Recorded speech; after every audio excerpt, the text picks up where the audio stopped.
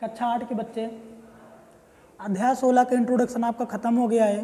कार्तीय तल के विषय में आपको पढ़ाया गया, बिंदु आलेखन के विषय में पढ़ाया गया, बिंदु आलेखन के विषय में पढ़ाया गया। इसके अलावा आपको लेखा चित्र के विषय में भी पढ़ाया गया कि लेखा चित्र कैसे होता है।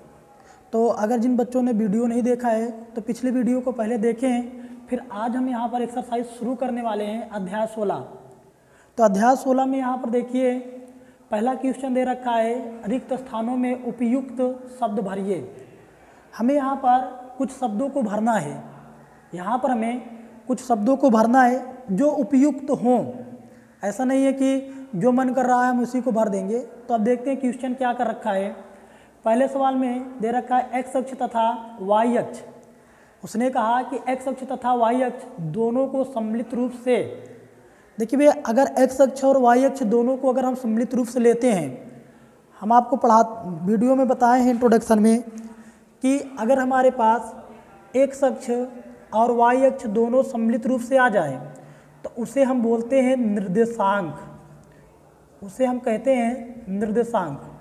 देखिए ये होता है आपका निर्देशांक, इसलिए इसको बोला जाता है निर्देशांक ज्यामिति। ये क्या हो गया आपका निर्देशांक ना। तो यहाँ पर देखिए आपका आएगा निर्देशांक। इसके बाद आपको मालूम ही है कि एक्स अक्ष जो होता है वाई अक्ष होता है, उसकी डिफिनेशन क्या होती है, या उसे भुज कहते हैं, कोटि कहते हैं। तो बाद में हमें तीसरे वाले क्वेश्चन में दिया, उसको हम देखेंगे अभी। तो निर्देशांक हो जाएगा। तो यहाँ पर जो भरा जाएगा उपयुक्त शब्द आपका होगा वो होगा निर्देशांक। यही तो है ना, ये आपका वाई अक्ष हो गया, ये आपका एक्स अक्ष हो गया, दोनों को हमने सम्मिलित रूप से लिया तो हमें क्या मिला, निर्देशांक मिला, जिसे हम लोग निर्देशांक ज्यामिति भी कहते हैं या कार्तीय तल की बात करते हैं। कार्तीय तल कब कहते हैं, जब हम क्या लेते हैं दोनों अक्ष, ये आपका एक्स अक्ष हो गया और वाई अक्ष, दोनों निर्देशांकों को जब लेते हैं। ये आपको ये यहाँ पर आप पता होना चाहिए निर्देशांक भी बनाता है। तो निर्देशांक को जब साथ में रखते हैं तो होता है हमारे पास कार्तीय तल। देखिए दूसरा क्वेश्चन हमारे पास है एक्स अक्ष तथा वाई अक्ष। हमारे पास यहाँ पर दूसरा वाला एक्स अक्ष तथा वाई अक्ष का प्रतिच्छेद बिंदु O। देखिए यहाँ पर आपको दिख रहा होगा, ये हमारे पास क्या है, ये एक्स अक्ष है और ये वाला आपके पास वाई अक्ष है, और ये एक्स अक्ष, ये पूरा यहाँ से यहाँ तक एक्स अक्ष हो जाएगा और ये आपका वाई अक्ष हो गया। तो एक्स अक्ष तथा वाई अक्ष, एक्स अक्ष तथा वाई अक्ष जहाँ पर कटते हैं उसे हम कहते हैं O। प्रतिच्छेद बिंदु क्या है, O हो जाएगा। लेकिन इस प्रतिच्छेद बिंदु O का नाम क्या है हमसे पूछा है, प्रतिच्छेद बिंदु O का क्या नाम होगा ये हमसे पूछा है। तो प्रतिच्छेद बिंदु O का नाम होगा मूल बिंदु, यहाँ पर इसका नाम है मूल बिंदु। तो आप दूसरे वाले में भरेंगे मूल बिंदु, दूसरे वाले में भरा जाएगा मूल बिंदु भरा जाएगा। तीसरे क्वेश्चन को ध्यान से देखिए, कहा दोनों निर्देशांक को रखने वाले। देखिए भैया दोनों निर्देशांकों को रखने वाले की बात कर रखा है इसने। तो देखिए आपके पास एक एक्स निर्देशांक हो जाएगा और एक वाई निर्देशांक हो जाएगा। तो हमने आपको बताया है कि ये होता है निर्देशांक अक्ष होता है, निर्देशांक अक्ष होता है। जब हम एक्स अक्ष और वाई अक्ष दोनों को लेते हैं तो इसे मिलाते हैं, बोलते हैं निर्देशांक अक्ष। लेकिन जो हमारे पास ये व्यवस्था प्राप्त होती है, इस व्यवस्था को हम लोग बोलते हैं कार्तीय तल। यहाँ पर देखिए ये हमारे पास एक तल में बना हुआ है। जैसे हमारे पास यहाँ पर ब्लैक बोर्ड, व्हाइट बोर्ड है, तो व्हाइट बोर्ड का तल जो होगा यही हमारे पास क्या हो जाएगा, कार्तीय तल हो जाएगा। अगर आप इसे अपने कागज़ पर बनाएंगे तो कागज़ पर जब आप इसे अपने बनाएंगे तो वो आपका जो तल होगा, जो कार्तीय तल होगा, वो आपका कागज़ हो जाएगा।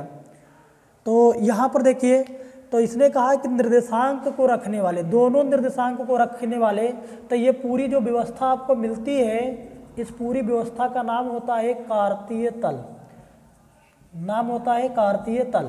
तो अब देखिए यहाँ पर तल तो दिख रहा है, तो यहाँ पर हमें भरना पड़ेगा कार्तीय, हमें यहाँ पर भरने के लिए मिलेगा कार्तीय। तो इस प्रकार से आपका पहला क्वेश्चन खत्म हो गया। अब आप देखिए दूसरे क्वेश्चन में आइए, देखिए क्या दिया हुआ है। दिया है कि निम्न का मिलान कीजिए। मतलब हमारे पास नीचे ये दिया हुआ है, हमें इसका सही मिलान करना है। और इसमें काफ़ी बच्चों को ये आया भी होगा, काफ़ी बच्चे कर भी लिए होंगे, इसलिए कि पिछले वीडियो में ये सबको अच्छे ढंग से पढ़ाया भी गया है, अच्छे तरीके से पढ़ाया गया है। और कहाँ पर प्लस होगा, किस चतुर्थांश में प्लस होगा, प्लस प्लस होगा, किस में माइनस प्लस होगा, किस में प्लस प्लस माइनस प्लस होगा और किस में प्लस माइनस होगा। मतलब ये 4 चतुर्थांश आपके बने हुए थे और चारों चतुर्थांशों को अच्छे ढंग से पढ़ाया गया है। तो यहाँ पर देखिए हमसे मिलान करने के लिए पूछा है। देखिए हमारे पास यहाँ पर देखिए एक आर्तीय तल है, ये प्रथम चतुर्थांश होगा, ये द्वितीय होगा, ये तृतीय होगा और ये चतुर्थ। यहाँ पर देखिए 4 चतुर्थांश आपको दिख रहे हैं और ये वाला जो चतुर्थांश ये प्रथम चतुर्थांश है। और आप सभी को अच्छे ढंग से मालूम है कि प्रथम चतुर्थांश में प्लस प्लस होता है। ये हो गया प्लस और ये भी हो गया हमारे पास प्लस। अगर ये कम समझ में आया तो देखिए यहाँ पर अगर इसको हम कह दें ये हमारे पास एक्स अक्ष है, ये वाई है, तो ये हो जाएगा एक्स डैश अक्ष हो जाएगा और ये वाई डैश अक्ष। और हमने आपको बताया है कि यक्स जो होगा वो पॉजिटिव होगा और यक्स डैश जो होगा वो निगेटिव होगा। मतलब निगेटिव का मतलब हो गया यहाँ पर माइनस, ऋणात्मक।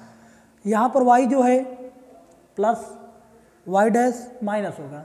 तो यहाँ पर देखिए इन दोनों को अगर हम इस तल की बात करें, ये जो तल होगा एक्स और वाई तल होगा, तो यक्स और वाई तल जो होगा ये आपके पास मिला। तो यहाँ पर दोनों यक्स और वाई दोनों ही प्लस हैं, इसलिए हो गया आपका प्लस प्लस। दूसरे वाले में आइए, दूसरे वाले में आपको वाई और वाई दिख रहा होगा और यहाँ पर दिख रहा है आपको एक्स डैश। लेकिन ये तो निर्देशांक में ऐसा लिखा नहीं जाता है। निर्देशांक में हम लोग लिखते कैसे हैं, पहले एक्स अक्ष लिखते हैं फिर उसके बाद वाई अक्ष लिखते हैं। तो इसका मतलब हो गया कि पहले हम यहाँ पर माइनस लगाएंगे फिर उसके बाद प्लस लगाएंगे। पहले हम माइनस लगाएंगे तो उसके बाद हम यहाँ पर प्लस लगाएंगे। तीसरे में क्या होगा, यहाँ से यहाँ तक देखिए यक्स डैश मिल रहा है और वाई डैश मिल रहा है, ये तो सही है क्योंकि हम पहले यक्स डैश लिखेंगे फिर उसके बाद वाई डैश लिखेंगे। और यक्स डैश जो है आपका वो माइनस होता है और वाई डैश भी माइनस होता है। तो तीसरे वाला तल जो आपको मिला यक्स डैश वाई डैश मिला, तीसरा वाला तल में यक्स डैश वाई डैश है, तो इसलिए यहाँ पर हो जाएगा माइनस कॉमा माइनस। तो तीसरे में होता है माइनस कॉमा माइनस होता है। अब यहाँ पर देखिए ये आपका जो होगा ये वाई डैश एक्स, ऐसा तो होगा नहीं क्योंकि कार्तीय तल में हम लोग निर्देशांक ज्यामिति में पढ़ते हैं, पहले हम लोग एक्स लिखते हैं उसके बाद वाई लिखते हैं। तो एक्स हमारे पास कितना है, प्लस है और वाई क्या है वो माइनस है। तो इसलिए आपका चतुर्थांश भी बन जाता है plus comma minus, plus comma minus. तो यहाँ पर आप देखिए पहले चतुर्थांश में क्या होना चाहिए, प्लस प्लस, पहले चतुर्थांश में प्लस प्लस। तो यहाँ पर देखिए ये आपका पहला चतुर्थांश और प्लस ये वाला है, तो इसका मैचिंग आप करेंगे ये, इसमें जाकर ये ऐसे मिल जाएगा, ये हो गया आपका। और दूसरे में क्या होता है, दूसरे चतुर्थांश में देखिए माइनस प्लस, तो यहाँ पर माइनस प्लस कहाँ है, ये वाला है, तो ये हो जाएगा आपका, इसमें मिलान हो जाएगा ये माइनस प्लस।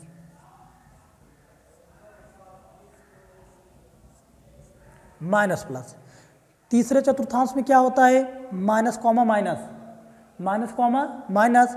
तो तीसरे में जब माइनस कॉमा माइनस है तो यहाँ पर ये वाला दिख रहा है आपको, ये इसका मैच इसमें करा दीजिए।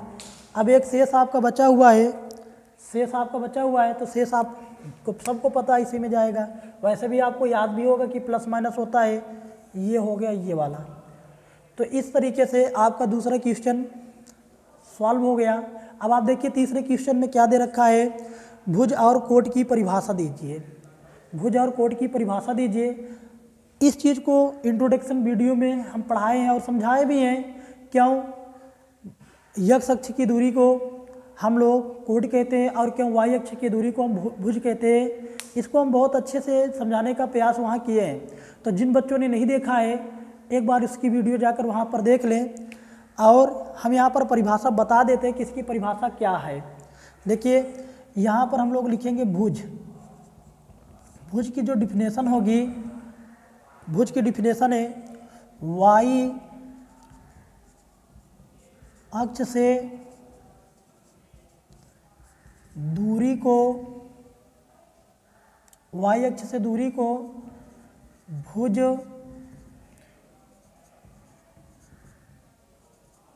कहते हैं। और कोट की परिभाषा होती है,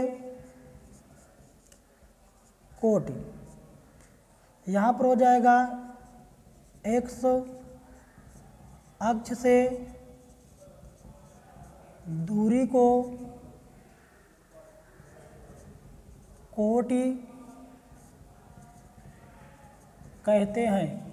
देखिए यहाँ पर आपको हमने केवल डिफिनेशन बताई है इंट्रोडक्शन में। डिफिनेशन के साथ साथ इसको हमने आपको समझाया भी है, क्यों वाई अक्ष से दूरी जो हो रही है हम उसे भुज कहते हैं, और यक्ष अक्ष से दूरी जो होती है उसे हम कोट क्यों कहते हैं।